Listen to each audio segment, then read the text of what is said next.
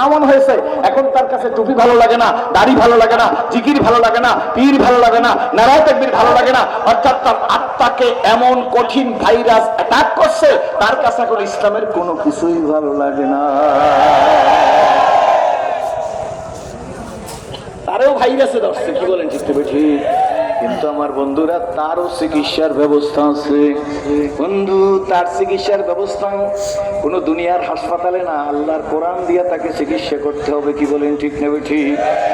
এই মজলিসের ভিতরে বসা আছে ডাকাইতের সর্দার, কিন্তু এখন সে আল্লাহর ওলি হয়ে গেছে। এইটা কোরআনের চিকিৎসা। এই মসজিদে এই মাহফিলের ভিতরে বসা আছে গাজার সম্রাট।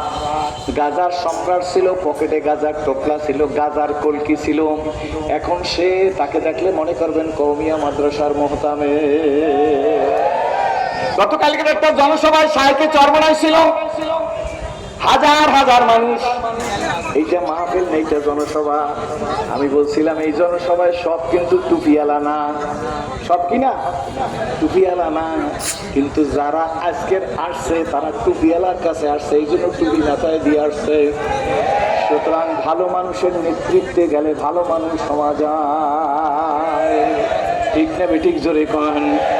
আল্লামা সামিউল্লাহ বাণীপতি রহমাতুল্লাহ আলাইহি তার মালাবুদ্দাম মিনহু কিতাবের ভিতর লেখছে, কোন মানুষ আলেম বিদ্বেষী হওয়া, আলেমের বিরুদ্ধে চক্রান্ত করা, পীর বুজুর্গের সম্মান নষ্ট করা, পীর বুজুর্গের আত্মসম্মানে আঘাত করা, মিথ্যা মামলায় দেওয়া, পরিকল্পনা করা তাদের চরিত্র নষ্ট করা, বিনা দোষে ফাঁসি দেওয়া, আলেমদের নেগলেক্ট করা, মাদ্রাসার তালেমদের ভিক্ষের মর্যাদার খাতিরে আমারে মাফ করিয়া দাও, এই কথা বলিয়া হাতটা মুখের মধ্যে মোছা দিছে। এত বড় ঘটনা সত্য করে বলুন। কয়েক কদম খুঁজে গেছে, রওজা থেকে চলে যেতেছে হোটেলে। একজন 50 থেকে 60 বছর বয়স, 50-এর উপরে, 60-এর নিচে হবে মানুষটা। আইসাই আসসালামু আলাইকুম, কি বলছে? কি বলছে? সালাম হাত দিয়া মুসাফা, মান সাফা আলেমান ফাকাস সাফানি ওয়া মান সাফানি কানা মাই ফিল জান্নাহ। যদি পীর সাহেব চরমাই যুগের হক্কানি আলেমের মাঝে হাত দাও আর মুসাফা করো, তো মান সাফা আলেমান ফাকাস সাফানি, সেজন্য আমি নবীর সাথে মুসাফা করলাম। নবীজি বলেন যে আমার নবীর সাথে মুসাফা করলো তার জান্নাত হবে। আমি নবীর সাথে। আলেমের ঘৃণা করলে জোরে কয়, ঘৃণা করলে কি পড়বে? কপাল করবে। জোরে বলতে হবে, কি পড়বে? তারপর করুন বড় বড় আমার লেখা, দুই নয়নে যায় না দেখা এই কপালের লেখা। বলো, দুই নয়নে যায় না দেখা, দুই নয়নে যায় না দেখা এই কপালের লেখা। অন্ধকারে পথের মাঝে চলছে ভাজা একা, মনের কোণে খেলছে তোমার কত আঁকা বাঁকা।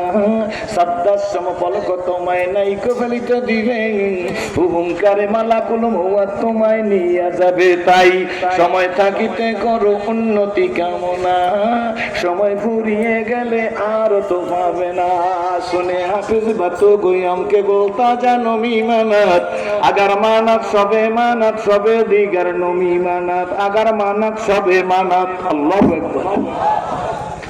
আগার মানাত সবে মানাত সবে দিগার নবী মানাত। দীপ্ত কণ্ঠে হাফিজ কহে, ফুলতা জাগি রই কখনো, এক রাত্রি দুরাত্র হে ভুল বুঝিস না তোর জীবনও। এমনি করে সাঙ্গ হবে ভাবের খেলা পরে রবে। জোরে খান। এমনি করে সাঙ্গ হবে ভাবের খেলা পরে রবে। কোথায় বন্ধু যাবি চলে, খোঁজ খবর কি থাকবে ভবে। সালামটা দিয়া, যে লোকটা সালাম দিছে ওই আফগানিস্তানের আলেমকে, এই লোকটার বাড়ি মদিনায়। মদিনা সালাম যে দিছে এই লোকটার বাড়ি কোথায়? মদিনা। সালাম দিয়া জিজ্ঞেস করে